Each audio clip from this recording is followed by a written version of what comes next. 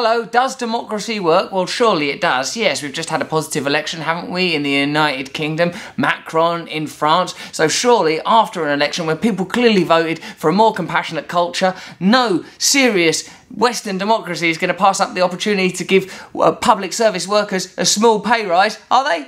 Order! Order!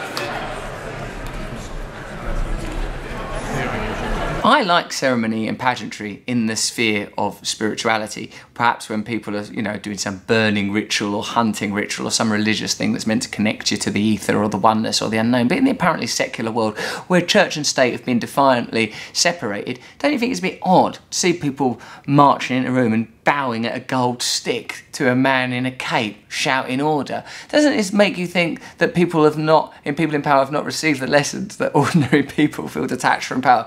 You do it? Well, I suppose what we could do is have a lady in a miniskirt bowing to the golden sceptre. I just think the whole golden sceptre thing. No, come on. The eyes to the right, 309. The nose to the left, 323.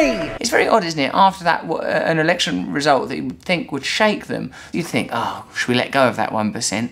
They thought, no. A 1% pay rise for police officers and firefighters. Oh, firefighters after Grenfell, you wouldn't do that, would you?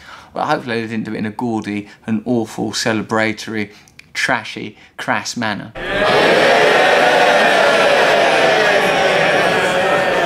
It's the sound of politicians cheering firemen not being granted a small pay increase. Thank you.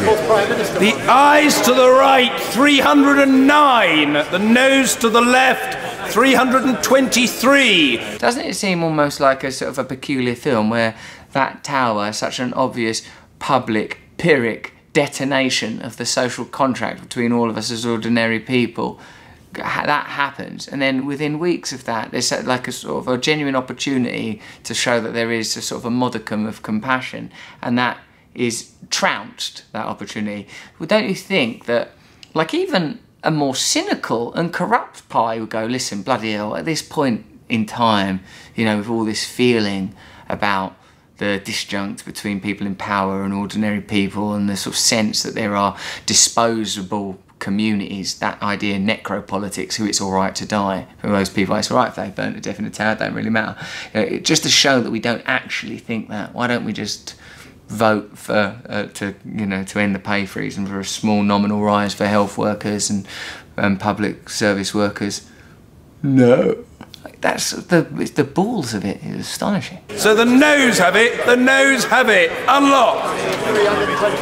When you watch something like this, it's difficult not to think, we need to decentralise power, isn't it? Should we not have that at all? What if we just didn't have a room where people went in and went, ah, and worshipped a gold sceptre with a crown on it and a bloke in a jazzy tie going, no! It's beyond kind of Blackadder levels of stupidness, of the sort of daftness and the madness and the grotesqueness of power. So some true news there is that it's business as usual for democracy, real change required. Thank you.